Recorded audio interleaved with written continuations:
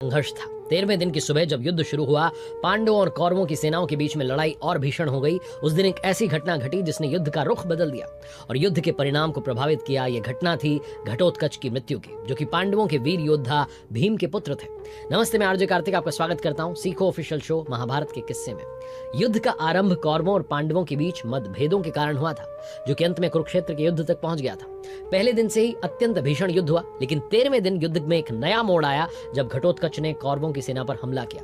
घटोत्कच पांडवों के दूसरे भाई भीम और उनकी राक्षसी पत्नी हिडिंबा का पुत्र था। वो आधा राक्षस और आधा मानव था, जिससे उसकी शक्तियां अद्वितीय थी। घटोत्कच की विशेषता उसकी विशालकाय काया और अद्भुत शक्तियों में निहित थी। उसका सिर एक घड़े जैसा था, आंखें लाल रंग की थीं, जो उसकी राक्षसी प्रकृति को दर्शाती थी। घटोत्कच युद्ध में एक महत्वपूर्ण योद्धा के रूप में सामने आया। उसका राक्षसी रूप उसे रात के समय और बलशाली शक्तिशाली बना देता था। ये विशेषता पांडवों के लिए एक बहुत बड़ा लाभ थी, क्योंकि युद्ध के अधिकांश समय में कौरवों की सेना रात में उसके हमले से घबराई रहती थी। घटोत्कच ने अपनी अद्वितीय शक्तियों से कौरवों की सेना पर भयंकर हमला किया।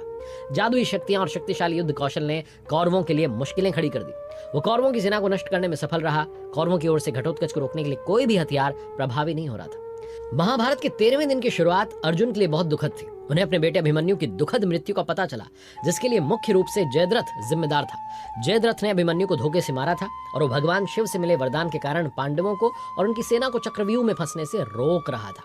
अर्जुन ने अपने बेटे की मृत्यु का बदला लेने की कसम खाई और ये कहा कि अगर सूर्यास्त से पहले जयद्रथ को नहीं मार पाया तो आग में कूदकर आत्महत्या कर लूंगा। शकुनी के षड्यंत्रों के कारण जयद्रथ छिपने में सफल हो गया। जब सूर्यास्त के समय तक अर्जुन ने उसे नहीं पाया तो कृष्ण भगवान ने अपनी चमत्कारी शक्ति से सूर्यास्त का भ्रम पैदा किया। इस भ्रम में आकर शकुनी ने जयद्रथ को बुलाया, लेकिन अर्जुन ने उसे अपनी दिव्य बाण से दिव्य शक्ति से मार दिया।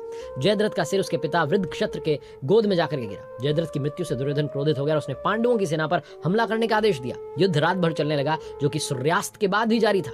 युद्ध और भयंकर हो गया था। घटोत्कच ने पांडवों की मदद करने के लिए युद्ध के मैदान में प्रवेश किया और जैसे ही वो कौरवों के खिलाफ लड़ा, उसकी शक्तियों में और वृद्धि हो गई। वो रात में और शक्तिशाली बन जाता था और उसकी उपस्थिति कौरवों के लिए गंभीर चुनौती बन चुकी थी। घटोत्कच के शक्तिशाली हमले और उसकी राक्षसी शक्तियां कौरवों की सेना को घबराहट में डाल रही थी। घटोत्कच की शक्तियों से परेशान कौरवों ने उसे हराने के कई प्रयास किए, लेकिन हर बार वो असफल रहे। घटोत्कच ने अपनी विशाल काया के रूप में कौरवों की सेना को नष्ट करना शुरू किया। कौरवों का मनोबल टूट गया था। दुर्योधन घबराया हुआ था।